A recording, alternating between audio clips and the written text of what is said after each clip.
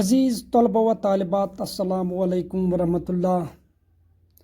9th class جے کے Bose 9th class کے اردو کا جو سبق ہے، نذیر احمد کی کہانی، کچھ میری اور کچھ ان کی زبانی، یہ مرزا فرات اللہ بیگ کا خاکہ، اس کا کچھ حصہ 9th کلاس کے اردو پر یہاں پر درج ہے، اور آج ہم یہی سبق پڑھیں گے۔ سب سے پہلے مرزا فرات اللہ بیگ نے نذیر احمد کا جو حلیہ ہے، اس کی شکل و صورت جو ہے وہ بیان کی ہے۔ مولوی صاحب کا حلیہ سنیے۔ رنگ سانولا مگر روکھا، قد خاصا اونچا،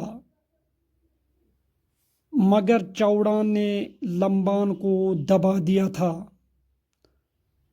دوہرا بدن گدرا ہی نہیں بلکہ موٹاپے کی طرف کسی قدر مائل۔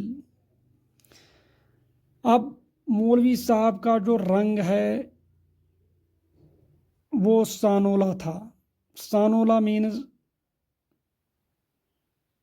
سیاہی مائل، یعنی جس کو ہم بولیں گے کہ گندمی رنگ، لیکن مگر روکھا، یعنی وہ پورے گورے بھی نہیں تھے اور پورے کالے رنگ کے بھی نہیں تھے۔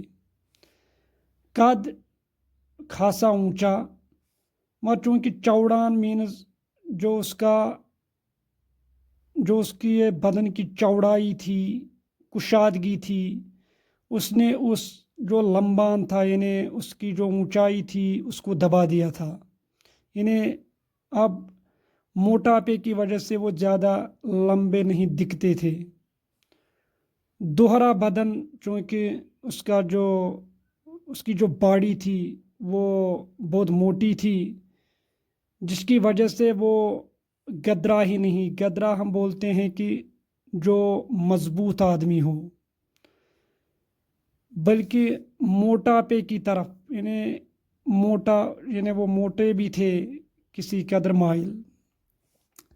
فرماتے تھے کہ بچپن میں کسی قدر ورزش کا شوق تھا، ورزش چھوڑ دینے سے بدن جس طرح مرمروں کا تھیلا ہو جاتا ہے، بس یہی کیفیت تھی۔ یعنی اس سے بچپن میں ورزش کرنے کا شوق تھا، لیکن چونکہ جب انہوں نے ورزش چھوڑ دی تو اس کا بدن جو ہے وہ مرمروں کا تھیلا بن گیا۔ مرمروں کا تھیلا ہم بولتے ہیں جو گول مٹول ہو یا موٹا ہو، اس کو ہم بولتے ہیں مرمروں کا تھیلا۔ تو یہی اس کی حالت ہو گئی تھی۔ باری بدن کی وجہ سے چونکہ قد ٹھگنا معلوم ہونے لگا تھا، اس لیے اس کا تکملہ اونچی ترکی ٹوپی سے کر دیا جاتا تھا۔ اب چونکہ اس کا بدن جو تھا وہ بھاری تھا، اس لیے اس کا تو لگتا تھا جو بدن وہ ٹھگنا، یعنی پست قامت لگتا تھا۔ حالانکہ وہ لمبے تھے، لیکن موٹاپے کی وجہ سے، بھاری بدن کی وجہ سے وہ جیسے پست قد، چھوٹے قد والے نظر آتے تھے۔ لیکن اس کا تکملہ جو ہے، یعنی اس کی تکمیل کس سے کرتے تھے؟ اونچی ترکی ٹوپی سے۔ تو اونچی ترکی ٹوپی پہننے سے وہ ٹھگنے معلوم نہیں ہوتے تھے۔ کمر کا پھیر ضرورت سے زیادہ، چونکہ اس کی کمر کی جو لپیٹ تھی وہ ضرورت سے زیادہ تھی۔ توند اس قدر بڑھ گئی تھی کہ کمر میں ازار بند باندھنے کی ضرورت ہی نہیں بلکہ تکلیف دہ سمجھا جاتا تھا، اور محض ایک گرہ کو کافی خیال کیا جاتا تھا۔ اب چونکہ اس کی توند جو ہے، توند مینز اس کی پیٹ اس قدر بڑھ گئی تھی، یعنی جس کو ہم بولتے ہیں کہ باہر نکلی ہوئی تھی، کہ کمر میں اس سے ازار بند ہم بولتے ہیں بیلٹ کو بھی، اور جو عام طور پر ڈوری وغیرہ ازار بند میں ہوتی تھی وہ، یا کمر بند، تو اس کی ضرورت ہی نہیں پڑتی تھی، بلکہ اس سے وہ تکلیف دہ سمجھتے تھے اور محض ایک گرہ یعنی ایک گانٹھ ہی کافی خیال کرتے تھے۔ گرمیوں میں تہمند یعنی تہبند باندھتے تھے، اس کے پلو اڑسنے کے بجائے ادھر ادھر ڈال لیتے تھے، مگر اٹھتے وقت بہت احتیاط کرتے تھے۔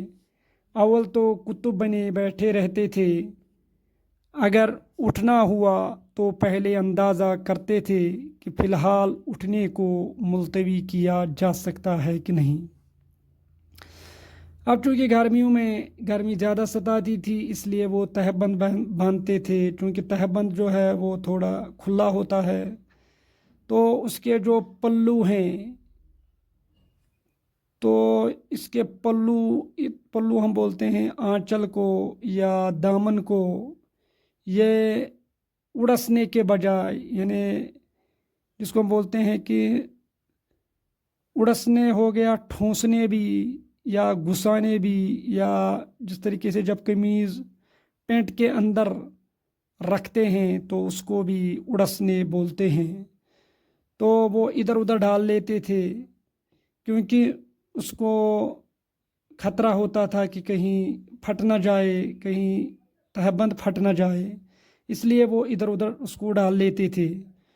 تو اٹھتے وقت وہ بہت احتیاط سے کام لیتے تھے۔ اول تو پہلے کتب بنے بیٹھے تھے۔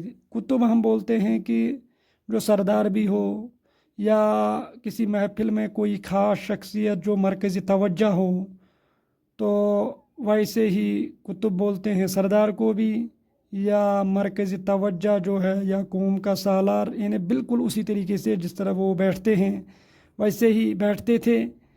تو پہلے جب اس سے اٹھنا ہوتا تھا تو وہ پہلے اندازہ کرتے تھے کہ فی الحال اس اٹھنے کو ملتوی کیا جا سکتا ہے کہ نہیں، یعنی التوا میں ڈالا جا سکتا ہے کہ نہیں، کیونکہ اس سے اٹھنے میں بڑی دقت ہوتی تھی۔ ضرورت نے بہت ہی مجبور کیا تو آزار بند کی گرہ یا تہمند کے کونوں کے اڑسنے کا دباؤ توند پر ڈالتے تھے۔ اب وہ کیا کرتے تھے، جب ضرورت کی وجہ سے وہ مجبور ہوتے تھے اٹھنے میں، تو آزار بند کی جو گرہ ہے یا جو اس کا تہبند تھا، اس کو کونوں کے جو اڑسنے کا دباؤ وہ سارا پیٹ پر ڈالتے تھے، تاکہ اس سے اٹھنے میں آسانی بھی ہو اور پھٹنے کا احتمال بھی نہ ہو۔ سر بہت بڑا تھا، مگر بڑی حد تک اس کی صفائی کا انتظام قدرت نے اپنے اختیار میں رکھا تھا۔ اب اس کا سر جو تھا وہ بہت بڑا تھا، لیکن اس کی صفائی مینس اس کے بال وغیرہ جو تھے وہ اس کا انتظام تو قدرت نے یعنی اللہ تعالیٰ نے خود ہی اختیار رکھا تھا کہ یعنی اس کے بالکل بال سر میں نہیں تھے۔ جو تھوڑے رہے سے بال تھے وہ اکثر نہایت احتیاط سے صاف کرا دیے جاتے تھے، ورنہ بالوں کی یہ کگر سفید مکعش کی صورت میں ٹوپی کے کناروں پر جالر کا نمونہ ہو جاتی تھیں۔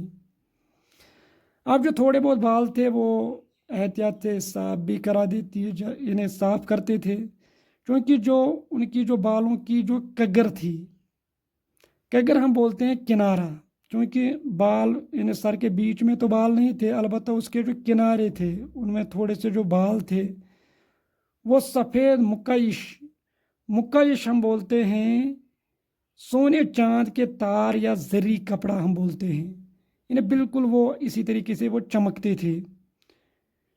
یعنی جب ٹوپی لگاتے تھے اور ٹوپی چونکہ بیچ میں تو کچھ نہیں تھا، لیکن اس کے کناروں پر جو سفید بال تھے وہ بالکل وہ سونے چاندی کے تار جیسے دکھتے تھے، وہ ویسے ہی کناروں کا جالر وہ ہیں، یعنی جالر ہم بولتے ہیں کہ جو ریشمی یا سوت کی لڑیاں ہوتی ہیں، تو جب کوئی کپڑا یا کوئی چیز کنارے پر لٹکائی جاتی تو اس کی جو ریشمی یا سوت کی لڑیاں، تو ویسا ہی وہ نمونہ پیش کرتے تھے اس کے بال۔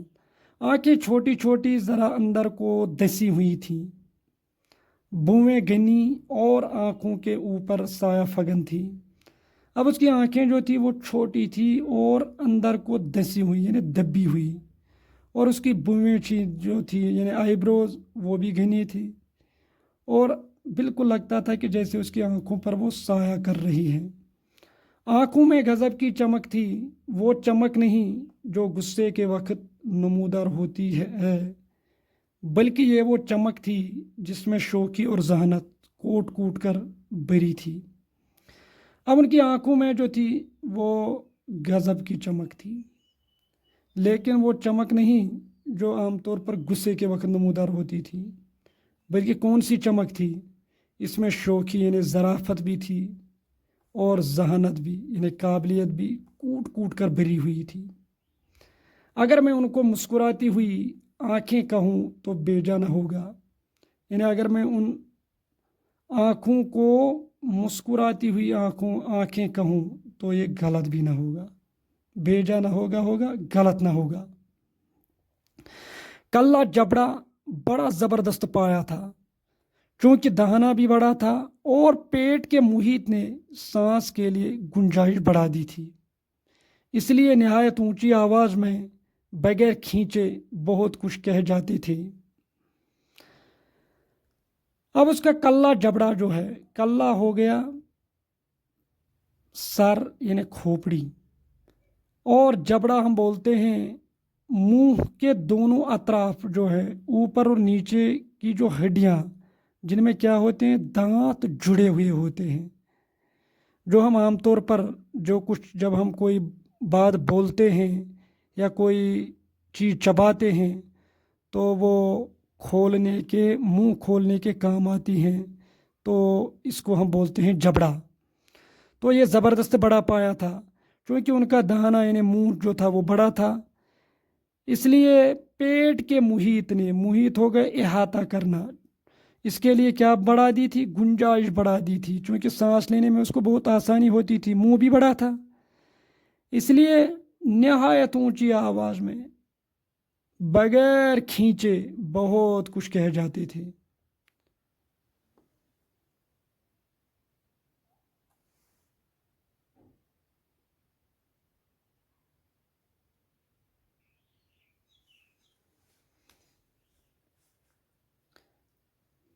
आवाज़ में गरज थी, मगर लोच के साथ कोई दूर से सुने तो ये समझे कि मौलवी साहब किसी को डांट रहे हैं, लेकिन पास बैठने वाला हंसी के मारे लौट रहा हूँ।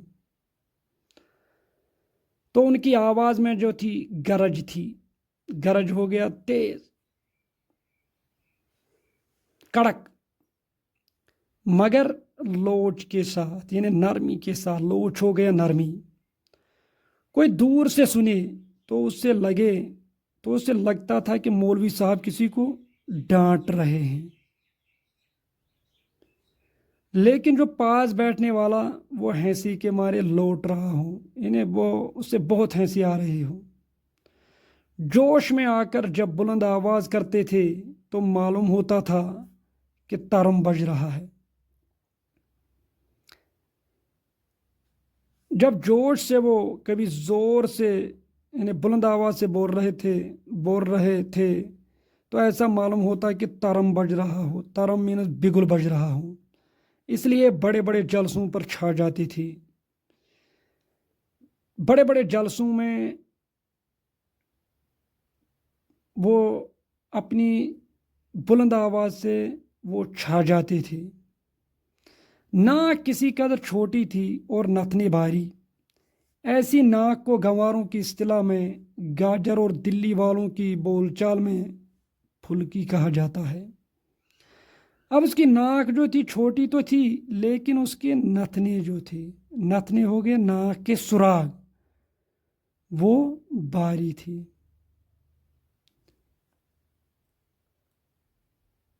अब उसको, उस नाक को गंवारों की, गंवार हो गया जो गैर मौजूद शख्स है यानी उजड़, उनकी इस्तिलाह हम कहते हैं किसी इल्मी या फनी ग्रुप का किसी लफ्ज़ के आम मानों के अलावा कोई ख़ास मफ़हूम मुकर्रर कर लेना, اس کو ہم بولتے ہیں اصطلاح.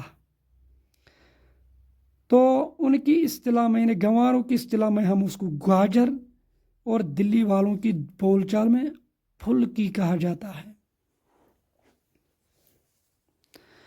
گو متانت چھو کر نہیں گئی تھی لیکن جسم کے بوجھ نے رفتار میں خود بخود متانت پیدا کر دی تھی. اب متانت ہو گیا یہاں پر سنجیدگی. سنجیدگی تو چھو کر نہیں گئی تھی لیکن جو جسم کا باری پن تھا اس نے اس میں خود بخود سنجیدگی پیدا کر دی تھی. داڑھی بہت چھدری تھی، ایک ایک بال بآسانی گنا جا سکتا تھا. داڑھی کی وجہ قدرت نے خود فرینچ فیشن بنا دی تھی. اب داڑھی اس کی جو تھی وہ ہے چھدری.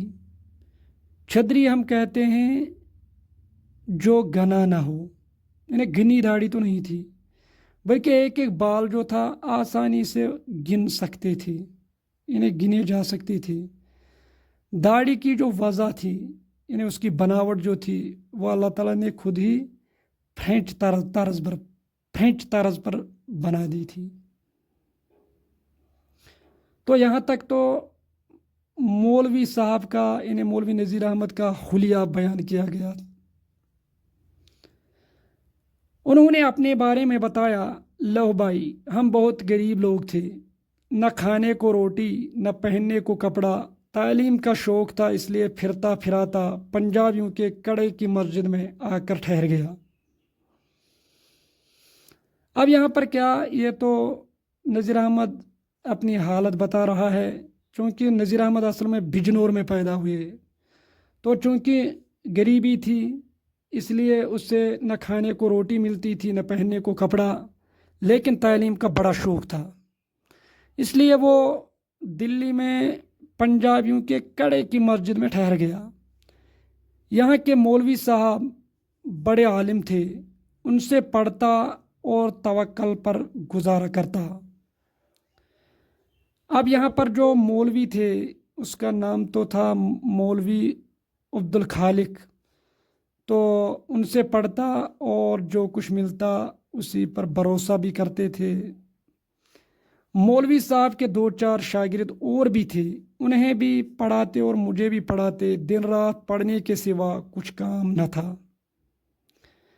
تھوڑے سے دنوں میں نے کلام مجید پڑھ کر ادب پڑھنا شروع کیا. 4 برس میں معلقات پڑھنے لگا. اب چونکہ مولوی صاحب کے اور بھی شاگرد تھے، ان کو بھی پڑھاتے اس کو بھی پڑھاتے. پڑھنے کے سوا تو نذیر احمد کا کوئی کام ہی نہیں تھا، اس لیے انہوں نے بہت کم دنوں میں کلام مجید سارا پڑھ ڈالا. اس کے بعد ادب پڑھنا شروع کیا اور 4 برس میں انہوں نے معلقات بھی پڑھے. معلقات کہتے ہیں لٹکائے ہوئے قصیدے. معلقات ہو گیا لٹکے ہوئے قصیدے. تو معلقات بھی انہوں نے پڑھے. گو میری عمر 12 سال کی تھی مگر قد چھوٹا ہونے کی وجہ سے 9-10 برس کا معلوم ہوتا تھا.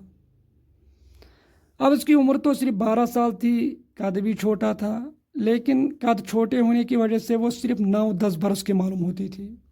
پڑھنے کے علاوہ میرا کام روٹیاں سمیٹنا تھا. صبح ہوئی اور میں چھڑی ہاتھ میں لے گھر گھر روٹیاں جمع کرنے نکلا. کسی نے رات کی بچی ہوئی دال ہی دے دی، کسی نے قیمہ کی لگدی ہی رکھ دی، کسی نے 2-3 سوکھی روٹیاں ہی پر ٹرکھایا. غرض رنگ برنگ کا کھانا جمع ہو جاتا. اب پڑھنے کے ساتھ ساتھ اس کا کام تو تھا روٹیاں جمع کرنا، چونکہ اس مسجد میں تو ایسے کھانے کا انتظام نہیں تھا، اس لیے ان بچوں کو روٹیاں جمع کرنا تھا، وہی پھر کھاتے. اب جب صبح ہوتی تو نذیر احمد کہتے ہیں کہ میں چھڑی ہاتھ میں لے کر روٹیاں جمع کرنے نکلتا تھا. کوئی رات کی بچی ہوئی دال ہی دیتا، کوئی قیمہ کی لگدی. اب قیمہ ہم بولتے ہیں پسا ہوا، لگدی ہم بولتے ہیں کہ جو گیلی یا پسی ہوئی پسی ہوئی چیز کی گول ٹکیا جس کو ہم بولتے ہیں، یعنی ہم بولیں گے گیلی دال، کوئی ویسی ہی دیتا، کوئی 2-3 سوکھی روٹیوں پر ہی ٹر کھاتا، انہیں ٹال دیتا تھا۔ غرض مختلف قسم کا رنگ برنگ کھانا جمع ہو جاتا۔ مسجد کے سامنے والے مکان، مسجد کے پاس ہی عبدالخالق صاحب کا مکان تھا۔ اچھے کھاتے پیتے آدمی تھے۔ انہی کے بیٹے ڈپٹی عبدالحامد ہیں جو سامنے والے مکان میں رہتے ہیں۔ ان کے ہاں میرا قدم رکھنا مشکل تھا۔ ادھر میں نے دروازے میں قدم رکھا اور ادھر ان کی لڑکی نے ٹانگ لی۔ جب تک سیر 2 سیر مسالہ مجھ سے نہ پسوا لیتی، نہ گھر سے نکلنے دیتی، نہ روٹی کا ٹکڑا دیتی۔ اب چونکہ مسجد کے پاس ہی جو تھا مولوی عبدالخالق کا مکان تھا، بڑے امیر آدمی تھے، اچھے کھاتے مینس بہت امیر آدمی تھے۔ انہی کے بیٹے ڈپٹی عبدالحامد تھے، اس کا مکان بھی سامنے ہی تھا۔ اب یہ نذیر احمد کہتے ہیں کہ میرا ان کے ہاں جانا بہت مشکل تھا، کیونکہ جب میں ان کے دروازے پر قدم رکھتا تو اس کی لڑکی جو تھی وہ بیچ میں آتی اور پہلے مجھ سے 2 سیر مسالہ ہر روز پسوا لیتی، تب تک وہ روٹی کا ٹکڑا نہیں دیتی۔ خدا جانے کہاں سے مسالہ، محلہ بھر کا مسالہ اٹھا لاتی تھی، پیستے پیستے ہاتھوں میں گٹے پڑ گئے تھے۔ جہاں میں نے ہاتھ روکا اور اس نے بٹا انگلیوں پر مارا، بخدا جان سی نکل جاتی تھی۔ میں نے مولوی صاحب سے کئی دفعہ شکایت بھی کی مگر انہوں نے ٹال دیا۔ خبر نہیں مجھ سے کیا دشمنی تھی، تاکید کر دیا کرتے تھے کہ عبدالخالق صاحب کے مکان میں ضرور جانا۔ بہرحال اس مارا داڑی سے روزانہ وہاں جانا پڑتا تھا۔ اب نذیر احمد کہتے ہیں کہ پتہ ہی نہیں کہ ہر روز یہ محلے بھر کا مسالہ کہاں سے اٹھوا لاتی، اور اس مسالہ پیستے پیستے اس کے ہاتھوں میں جو تھے گٹے پڑ گئے، یعنی آبلے، اور جہاں پر وہ ہاتھ روکتا تھا یعنی چونکہ تھک جاتے تھے تو وہ بٹا انگلیوں پر مارتی تھی اس کی۔ حالانکہ مولوی نذیر احمد نے بہت دفعہ شکایت بھی کی اپنے استاد سے، لیکن وہ ٹال دیتے تھے، یعنی ملتوی کر دیتے تھے، بات کو ٹال دیتے تھے۔ خیر نذیر احمد کہتے ہیں کہ پتہ نہیں اس سے کیا دشمنی تھی، اور مجھے ہر روز تاکید کرتے تھے کہ آپ کو مولوی عبدالخالق صاحب کے مکان میں ضرور جانا پڑے گا، جس کی وجہ سے مجھے ہر روز اس مارا داڑی سے سابقہ پیش آتا، اور روز یہی مصیبت۔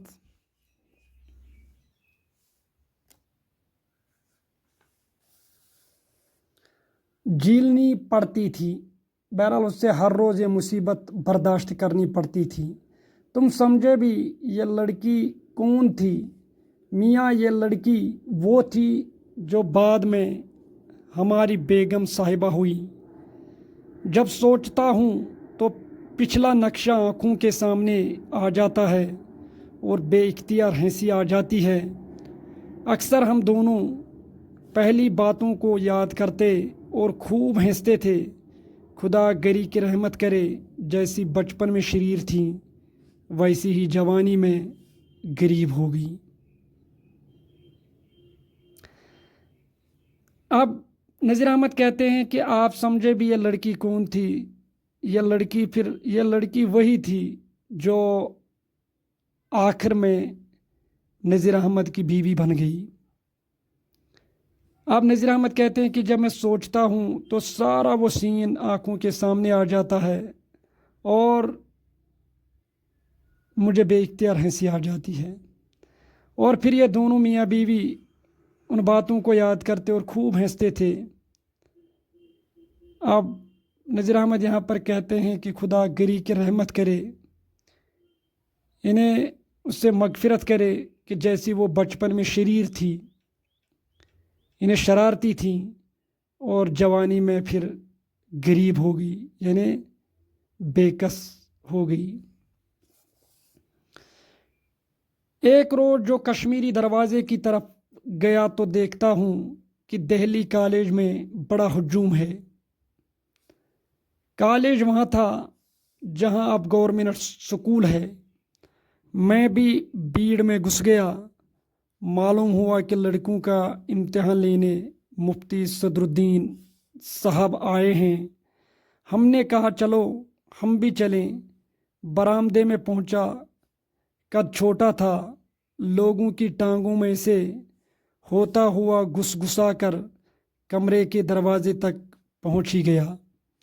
دیکھا کہ کمرے کے بیچ میں میز بچھی ہے، اس کے سامنے کرسی پر مفتی صاحب بیٹھے ہیں۔ ایک لڑکا آتا ہے، اس سے سوال کرتے ہیں اور سامنے کاغذ پر کچھ لکھتے جاتے ہیں۔ میز کے دوسرے پہلو کی کرسی پر ایک انگریز بیٹھا ہے۔ یہ مدرسے کے پرنسپل صاحب تھے۔ ہم تماشا میں محو تھے کہ صاحب کسی کام کے لیے اٹھے۔ چپراسیوں نے راستہ صاف کرنا شروع کیا۔ جو لوگ دروازے روکے کھڑے تھے وہ کسی طرح پیچھے ہٹتے ہی نہیں تھے۔ چپراسی زبردستی دھکے رہے تھے، غرض اس دھکا پیل میں میرا کلیا ہو گیا۔ دروازہ کے سامنے سنگ مرمر کا فرش تھا، اس پر سے میرا پاؤں رپٹا اور میں دم سے گرا۔ اتنی دیر میں پرنسپل صاحب بھی دروازے تک آ گئے تھے۔ انہوں نے جو مجھے گرتے دیکھا تو دوڑ کر میری طرف بڑے، مجھے اٹھایا، پوچھتے رہے کہیں چوٹ تو نہیں آئی۔ ان کی شفقت آمیز باتیں اب تک میرے دل پر کالنقش فی الحجر ہیں۔ باتوں ہی باتوں میں پوچھا، میاں صاحبزادے کیا پڑھتے ہیں؟ میں نے کہا کہ معلقات۔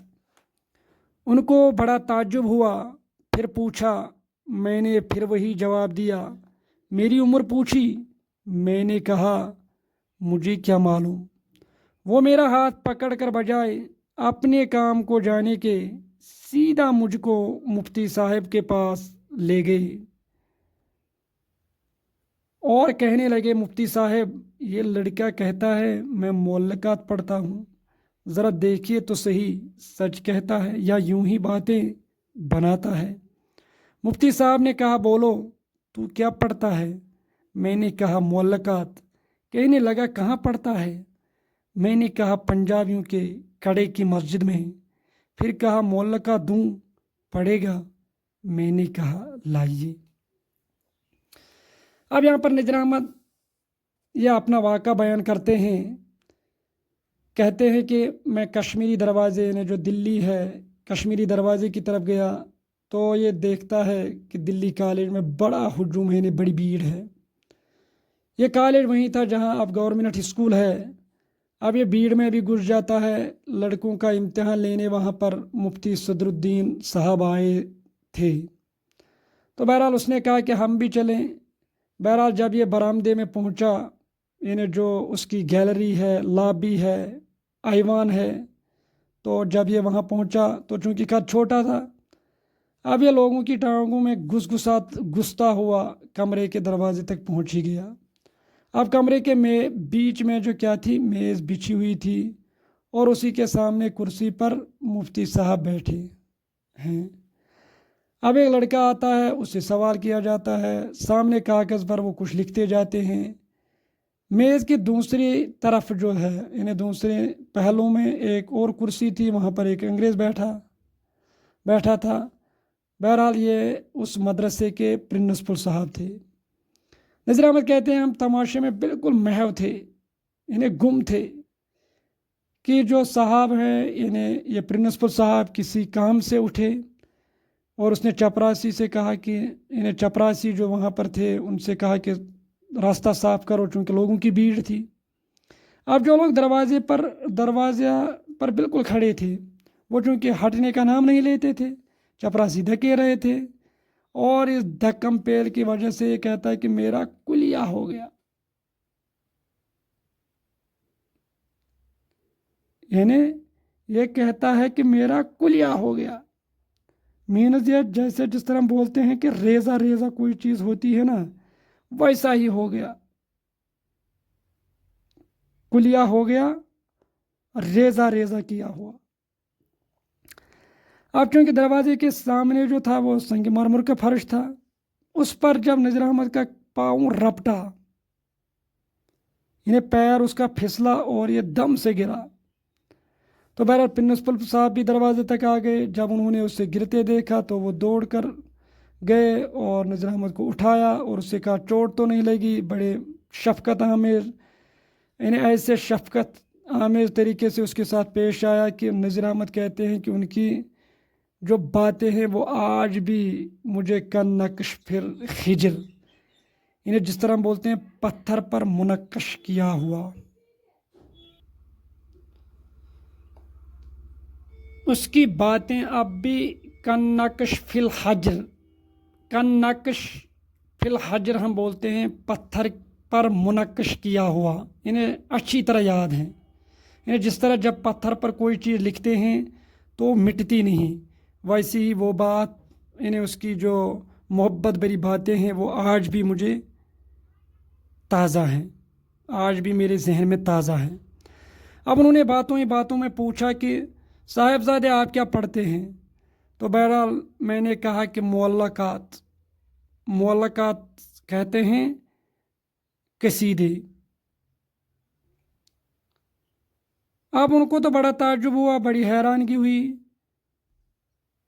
جب اس نے پھر پوچھا اور حیرانگی کے انداز میں پوچھا، میں نے کہا کہ میں نے پھر وہی جواب دیا۔ جب اس نے معلوم کی میری عمر، تو میں نے کہا مجھے کیا معلوم۔ تو اس کے بعد وہ اس کو سیدھے مفتی صاحب کے پاس لے جاتے ہیں۔ مفتی صاحب کو کہتے ہیں کہ یہ لڑکا کہتا ہے کہ میں معلقات پڑھتا ہوں، ذرا اس کا امتحان لیجئے کہ یہ سچ کہتا ہے کہ نہیں۔ تو جب مفتی صاحب نے مجھے بولا کہ کیا پڑھتا ہے، تو میں نے کہا معلقات۔ تو اس نے کہا کہ کہاں پڑھی ہیں؟ میں نے کہا کہ پنجابیوں کے کڑے کی مسجد میں۔ تو پھر کہا کہ اگر میں معلقات دوں تو پڑھے گا؟ میں نے کہا لائیے۔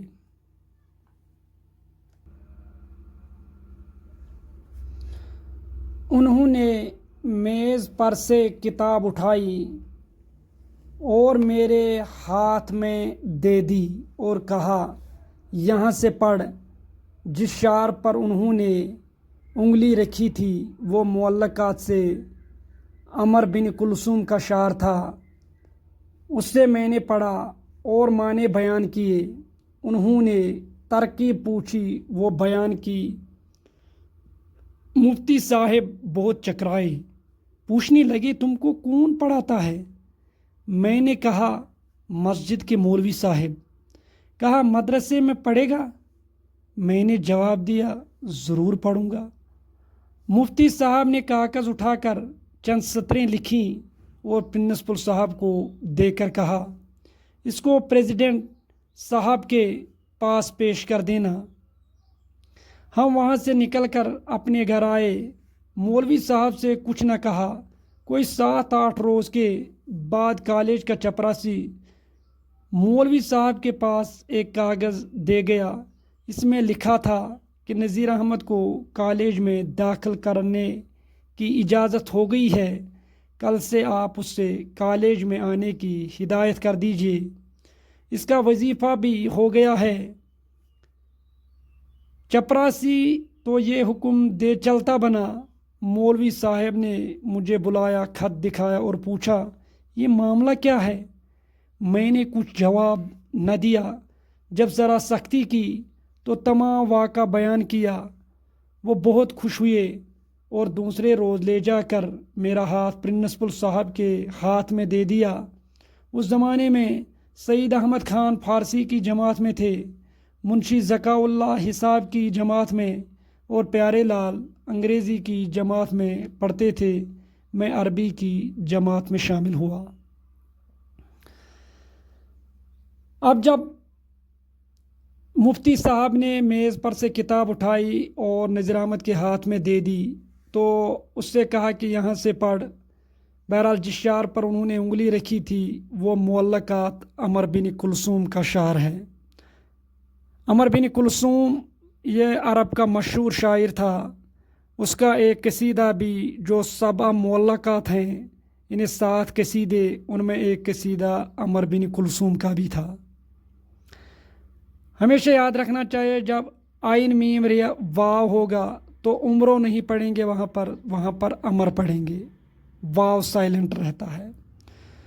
تو بہرحال نذیر احمد نے وہ پڑھا اور معنی بھی بیان کیے، اور انہوں نے جب اس کی ترکیب بھی پوچھی، یعنی اس کی ساخت کیا ہے، بناوٹ کیا ہے، تو وہ بھی نذیر احمد نے بیان کی، تو مفتی صاحب وہ چکرائے، یعنی جس طرح بولتے ہیں نا وہ سر کا گھوم جانا، سر کا گھومنا مینس حیران ہونا۔ تو اس نے اس سے کہا کہ آپ کو کون پڑھاتا ہے؟ نذیر احمد نے کہا مسجد کے مولوی صاحب پڑھاتے ہیں۔ کہا مدرسے میں پڑھے گا؟ تو اس نے کہا ضرور پڑھوں گا۔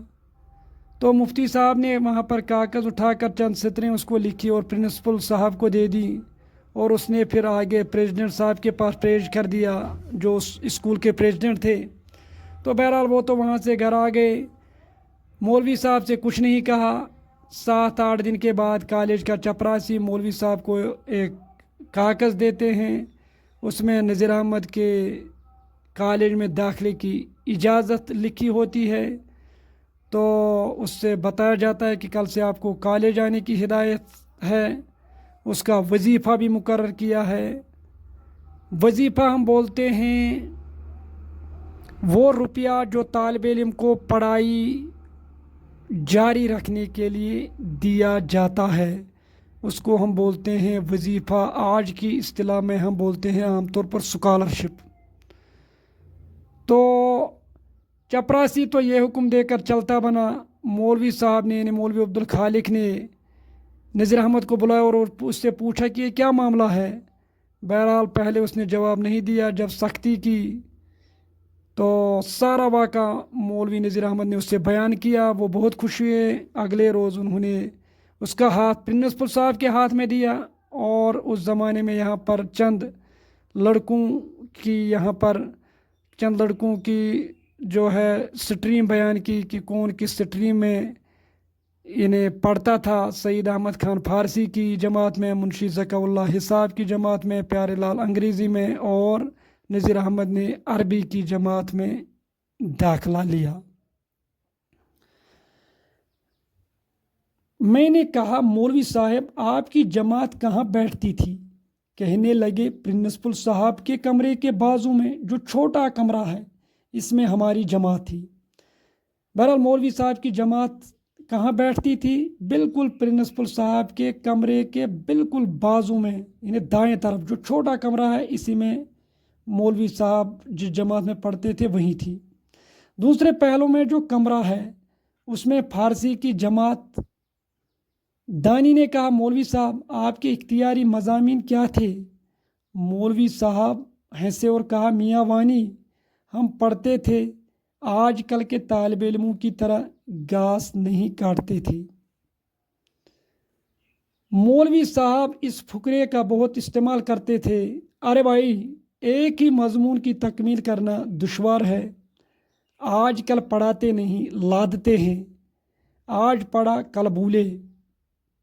تمہاری تعلیم ایسی دیوار ہے جس میں گارے کا بھی ردہ ہے، ٹھیکریاں بھی گھسیٹ دی ہیں، مٹی بھی ہے، پتھر بھی ہے، کہیں چونا اور اینٹ بھی ہے، اور ایک دھکا دیا اور اڑا اڑا دم کر گئی۔ ہم کو اس زمانے میں ایک مضمون پڑھاتے تھے مگر اس میں کامل کر دیتے تھے۔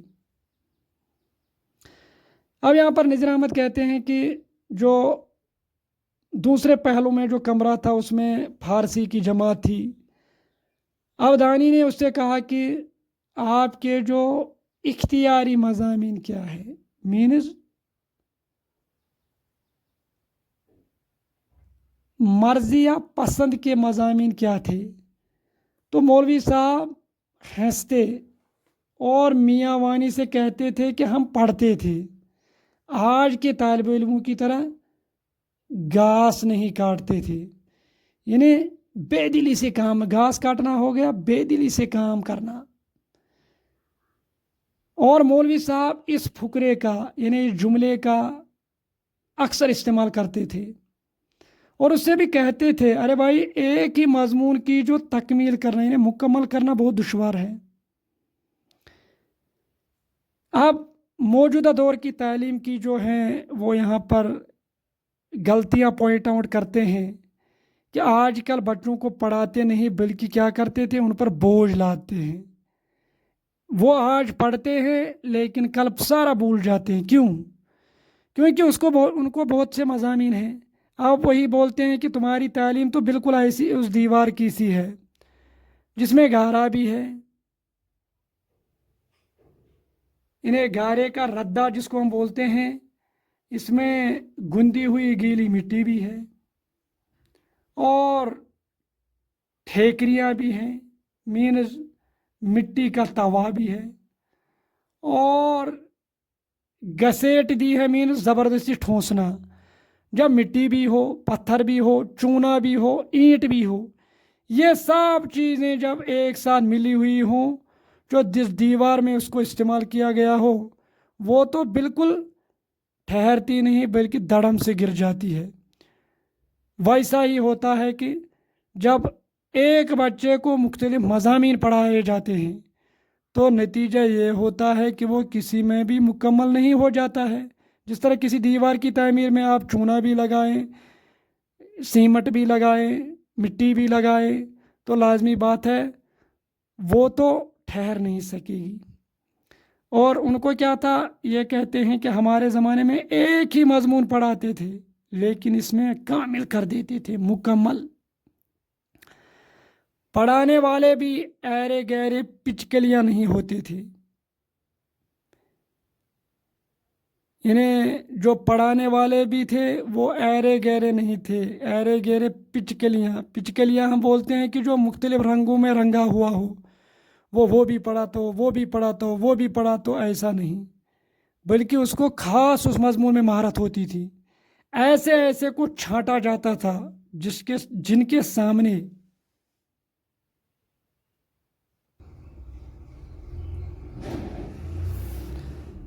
آج کل کے عالم کا محض کاٹ کے الو ہیں، یعنی ان کو کون پڑھاتے تھے؟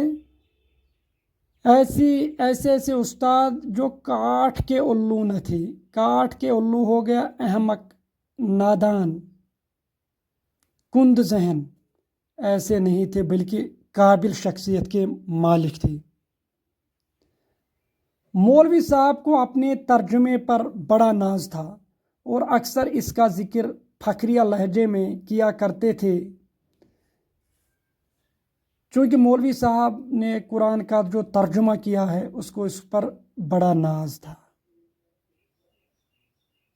اور اس کا ذکر وہ فخریہ لہجے میں اکثر کرتے تھے۔ اردو ادب میں ان کی جن تصنیفات نے دھوم مچا رکھی ہے ان کے نزدیک وہ بہت معمولی تھیں۔ وہ کہا کرتے تھے کہ میری تمام عمر کا صلہ کلام مجید کا ترجمہ ہے، اس میں مجھے جتنی محنت اٹھانی پڑی ہے اس کا اندازہ کچھ میں ہی کر سکتا ہوں۔ ایک ایک لفظ کے ترجمے میں میرا سارا دن صرف ہو گیا۔ میاں سچ کہنا کیسا محاورہ کی جگہ محاورہ بٹھایا ہے۔ ہم نے کہا مولوی صاحب بٹھایا نہیں ٹھونسا ہے۔ جہاں یہ فقرہ کہا مولوی صاحب اچھل پڑتے، بڑے خفا ہوتے اور کہتے کل کے لونڈو میرے محاوروں کو غلط بتاتے ہو، میاں میری اردو کا سکہ تمام ہندوستان پر بیٹھا ہوا ہے، خود لکھو گے تو چیں بھول جاؤ گے۔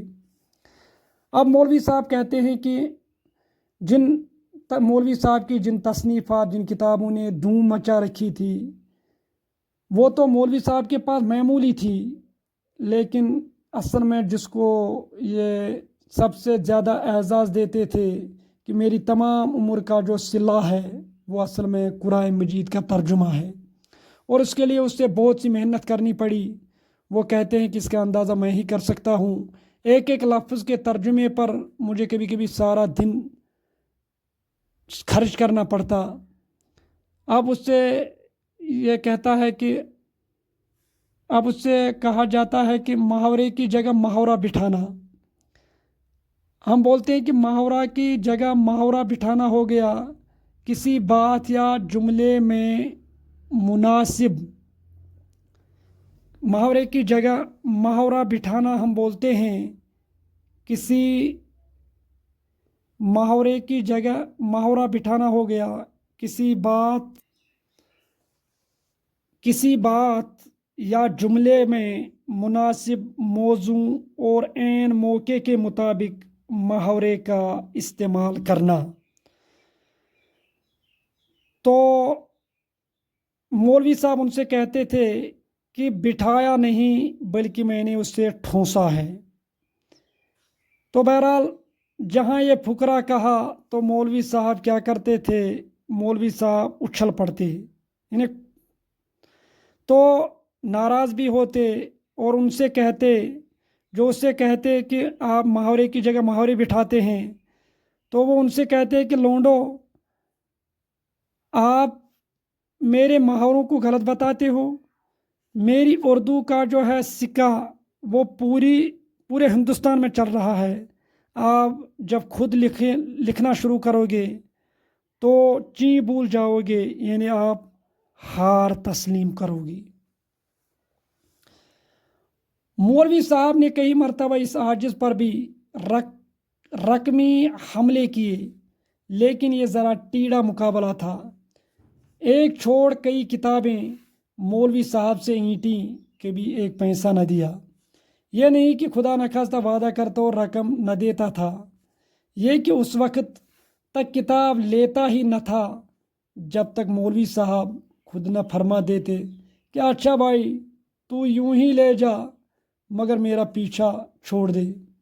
میری ترکیب یہ تھی کہ پہلے کتاب پر قبضہ کرتا، مولوی صاحب کتاب کی قیمت مانگنے میں حجت کرتے، وہ جواب دیتے، میں اس کا جواب دیتا ریویو کے لیے۔ جو کتابیں آتی تھیں وہ تو ہمارے باپ دادا کا مال تھیں، کتابیں تو کتابیں۔